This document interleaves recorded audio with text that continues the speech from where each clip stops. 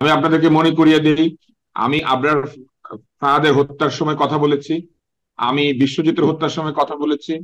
আমি বিভিন্ন অনিয়ম নিয়ে কথা বলেছি, আমি ই ভ্যালি যে চুরি করছিল সেটা নিয়ে কথা বলেছি, আমি এস আলমকে নিয়ে কথা বলেছি, আমি প্রতিটি নির্বাচনের অনিয়ম নিয়ে কথা বলেছি, আমি হেলমেট বাহিনী দিয়ে নির্যাতন এই প্রসঙ্গে আমি ছাত্রলীগের সভাপতিকে প্রশ্ন করেছি এবং তাকে ইন্টারভিউ করেছি। আমি স্বয়ং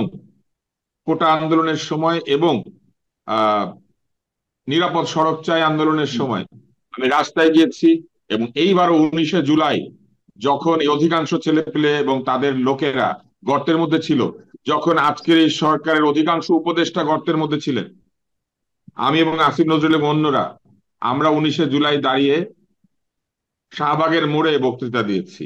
অতএব আমাকে ফ্যাসিস্ট বলা মানে আরেকটা মিথ্যাচার, এবং সেই মিথ্যাচার করে তারা এটাই প্রমাণ করছেন যে তারা আসলে বাক স্বাধীনতা রোধ করতে চান।